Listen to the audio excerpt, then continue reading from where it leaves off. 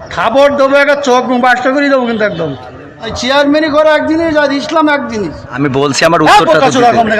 যে সকল বেঈমানেরা, যে সকল জালেমের আলেমদেরকে অপমান করবে, আমাদেরকে সোচ্চার হতে হবে, তাদেরকে প্রতিহত করার জন্য সাথে সাথে যা করা লাগে করতে হবে। যদি সাময়িক একটু ফিতনা হয়ে যায় বা ঝামেলা হয়ে যায় সেটাও করতে হবে। ওই স্টেজে হাজার হাজার মানুষের সামনে একজন আলেমকে গালিগালাজ করা হচ্ছে, আমরা কিছুই বলছি না, কি সমস্যা হবে পরে? সবাই তো এক এলাকার মানুষ না, ওখান থেকে জুতা মারেন, জুতা নিক্ষেপ করেন, না হলে পাথর ছুঁড়ে মারেন, সব তো আর এক এলাকার মানুষ না, মারেন যে কেউ, তা ওই জায়গা থেকে প্রতিবাদ করেন, প্রতিহত করেন। এভাবে করতে থাকেন, দেখবেন যে ওরা স্টেজে উঠতেই ভয় পাবে, বাতিলেরা, এই জালেমরা স্টেজে উঠতেই ভয় পাবে, আর তাদেরকে নিয়েই মাহফিল করতে হবে, না হলে করা যাবে না। স্বৈরাচারের সময় এটা করা হয়েছে, এখন এটাই করা হচ্ছে কেন? আসসালামু আলাইকুম রাহমাতুল্লাহি ওয়া বারাকাতুহু। সম্মানিত দর্শক শ্রোতা মণ্ডলী, অত্যন্ত দুঃখ ভরাক্রান্ত হৃদয় নিয়ে আজকে হাজির হয়েছি।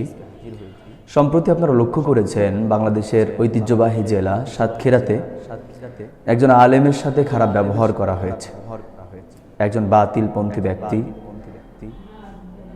মিডিয়ায় সুপরিচিত ব্যক্তিত্ব, ঠিকানা টিভির সম্মানিত চেয়ারম্যান কবির বিন সামাদ ভাইয়ের সাথে খুবই বাজে ব্যবহার করেছে, যে ব্যবহারটি আমরা আশা করি না কোনোভাবেই। মাহফিলের মঞ্চে যেখানে কোরআনের কথা হয়, হাদিসের কথা হয়, সেখানে দিনদার ইমানদার মানুষরা কোরআন শোনার জন্য আসে, ইসলামী বক্তব্য শোনার জন্য আসে, এই বক্তব্যগুলো থেকে নিজেদেরকে পরিবর্তন করার নিয়তে আসে। সেই জায়গায় যখন আলেমদের সাথে খারাপ ব্যবহার করা হয়, বা যে ব্যক্তির কথা শুনতে মানুষ এসেছে হাজার হাজার শত শত, সেই মানুষকেই যখন ওই শ্রোতাদের সামনে, দর্শকদের সামনে অপমান করা হয়, অপদস্থ করা হয়, লাঞ্ছিত করা হয়, এটা কত বড় নেক্কারজনক ব্যাপার আপনি যদি একটু কল্পনা করেন তাহলে বুঝতে পারবেন। যিনি একজন মেহমান, একজন আলেম, তাকে মেহমান করে নিয়ে যাওয়া হয়েছে এক জেলা থেকে আরেক জেলায়। সেখানে গিয়ে সামান্য একজন নেতা, যিনি জেলা পর্যায়ের নেতা না বা বিশাল নেতা না, সামান্য একজন ইউনিয়ন পরিষদের চেয়ারম্যান, যারা এখনো ক্ষমতায় আসেনি, ক্ষমতায় আসতে পারেনি, আসবে কিনা সন্দেহ আছে, তারা ওই স্টেজের উপরে, মঞ্চের উপরে একজন আলেমকে, যিনি মেহমান এবং আলেম, তাকে লাঞ্ছিত করছে, অকথ্য ভাষায় গালিগালাজ করছে। এটা আবার এক শ্রেণীর আলেমরা সেখানে বসে সহ্য করছে। এটা কেন করছে আমি জানি না, এটা হয়তো তাদের ভেতরে অনেক যুক্তি তারা খাড়া করবে, অনেক কিছু তারা বলবে যে এখন ধৈর্য না ধরলে পরে সমস্যা হতে পারতো, এ হতো তা হতো, যত কিছু হয়ে যাক। আমরা যতটুকু লক্ষ্য করে দেখেছি, উনি ওনার মতো করে একজন আলেমকে গালিগালাজ করেছে, ওখানে অকথ্য ভাষায় কথাবার্তা বলেছে, শেষ পর্যন্ত কবির বিন সামাদ ভাই ধৈর্য ধরে থাকতে না পেরে ওখান থেকে উঠে গিয়েছে। এগুলো তো মিডিয়ার সামনে প্রকাশিত। ওই মঞ্চে আরো দেখলাম যারা বিজ্ঞ আলেম বা যারা সারা বাংলাদেশে ওয়াজের মঞ্চে বিশাল হুঙ্কার দিয়ে কথা বলে বেড়ায়, তারাও ওখানে আছেন, হাজার হাজার জনতার সামনে। একজন সামান্য বাতিলপন্থী ইউপি চেয়ারম্যান, তাকে আপনারা কিছুই বলতে পারলেন না, তাকে আপনারা কিছু করতেই পারলেন না, তার বিরুদ্ধে কথাই বলতে পারলেন না। এটা হলো, এটা আসলে কি এরকম হওয়ার কথা ছিল সাতক্ষীরার ময়দানে? এটা দরকার ছিল না। অবশ্যই তার ব্যাপারে কোনো কথা বলা দরকার ছিল। ইউপি চেয়ারম্যান যখন অকথ্য ভাষায় গালিগালাজ করছে একজন আলেমকে, সুপরিচিত ব্যক্তিকে, তখন আপনাদের অবশ্যই কোনো কথা বলা দরকার ছিল।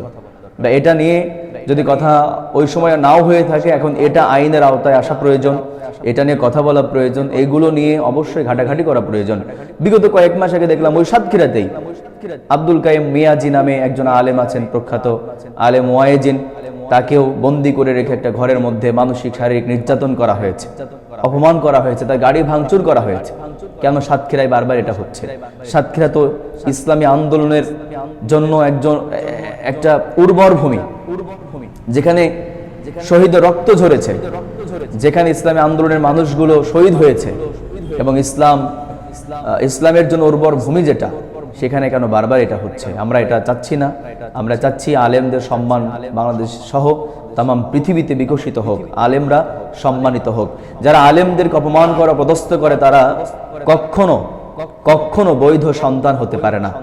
আল্লাহ তাআলাও কিন্তু কোরআনের মধ্যে সূরা কলমের 13 নম্বর আয়াতে বলেছেন, উতুল্লিম বা'দা যালিকা জানিম।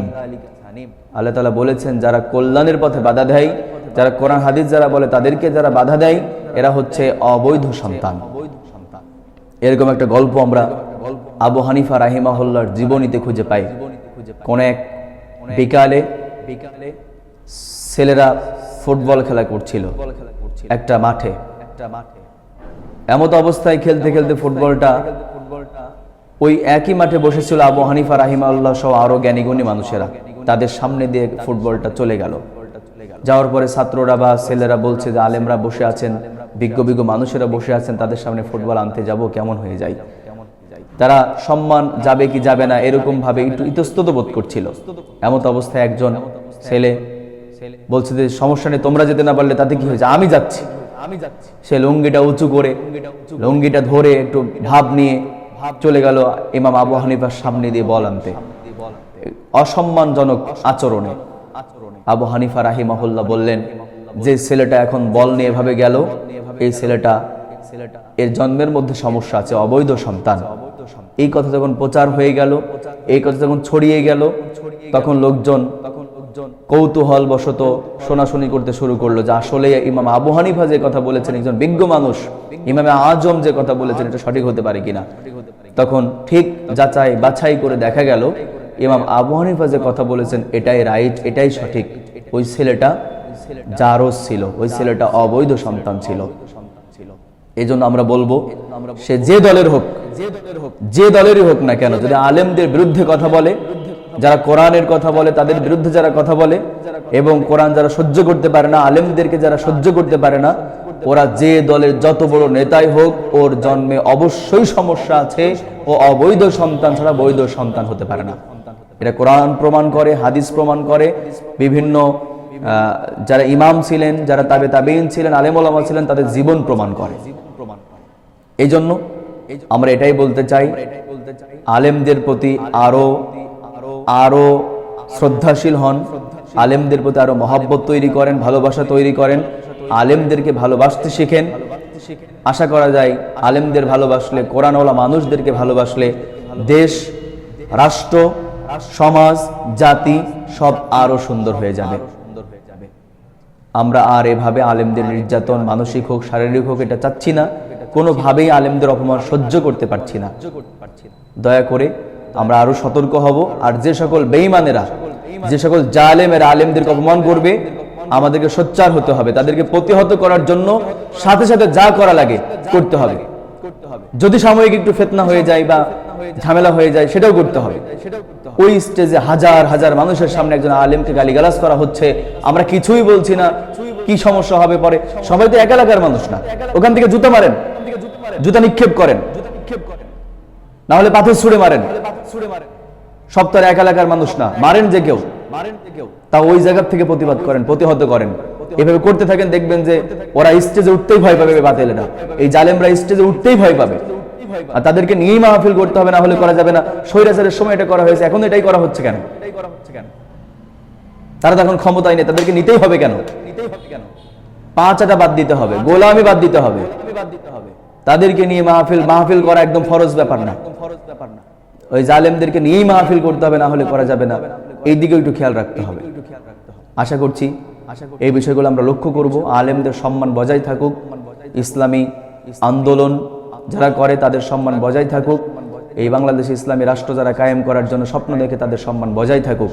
আজকে এই কথা এবং এই আহ্বান রেখে কথা শেষ করছি।